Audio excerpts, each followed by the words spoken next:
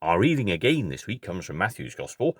We're in chapter 24 and 25, a section of Matthew's Gospel called the Coming of the Kingdom. And in 24, the focus is on individuals. And in 25, we turn our attention to Jesus' instructions to the disciples in terms of the coming of the kingdom. So this is chapter 25, verses 1 to 13, the parable of the 10 girls, a piece of content that only occurs in Matthew's Gospel. At that time, the kingdom of heaven will be like this. Once there were 10 girls who took their oil lamps and went out to meet the bridegroom.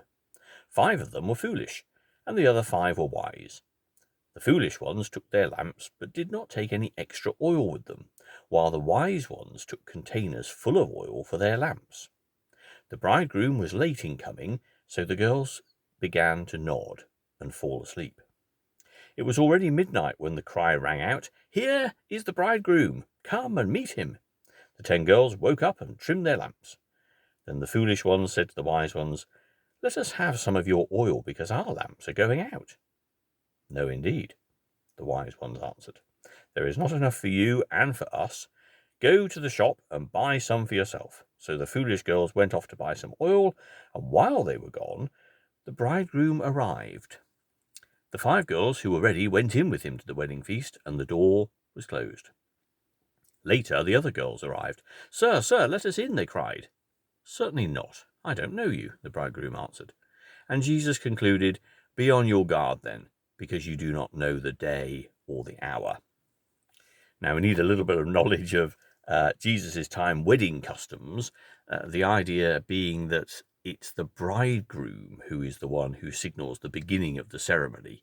And the 10 girls in this situation were called out to be, if you like, a guard of honor, to stand either side of the road and to hail and salute the bridegroom as he arrives, and to be there, in this case, because it was night, with their lamps.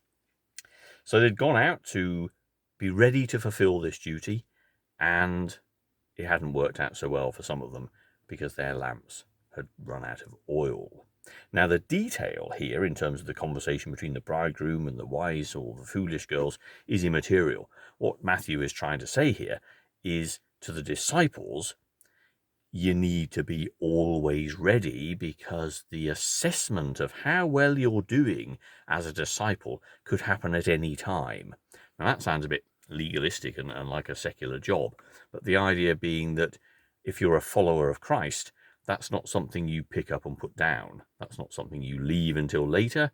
That's not something that you get caught out with, because it's not an activity. It's not something that you do, like go and greet the bridegroom with your lamp full of oil. It is a lifestyle. It is an attitude. It is a conviction. It is a vocation. It is a ministry.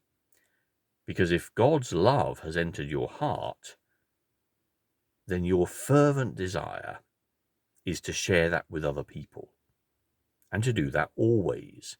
There won't be a moment in your life where you look at somebody and think, it's no good being kind to them because they won't appreciate it. Or it's no good being forgiving for that person because it'll just get shot back in my face.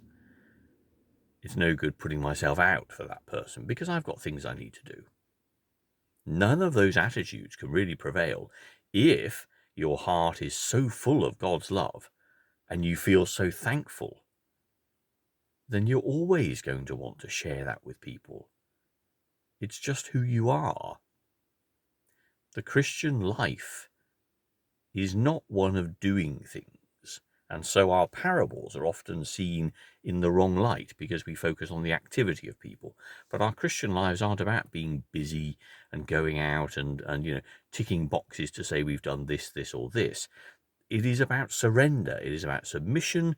It is about questing to know more about God in every waking moment, to pledge ourselves to think and feel, and more importantly, to act as if God himself were with us alongside this person we're dealing with.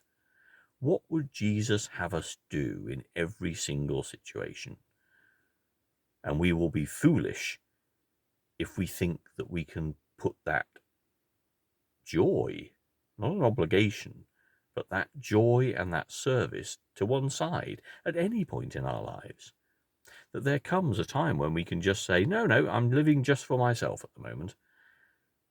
Always we look at the world through God's eyes and we see brothers and sisters we can love. Brothers and sisters who God loves just as much as us. And so there is a need to always be active, to always see the needs of other people and to respond.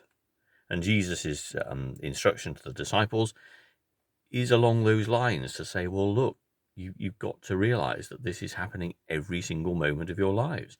You can't be caught unprepared. You need to be people who live with God's love in your heart and a fervent desire to share that with everybody.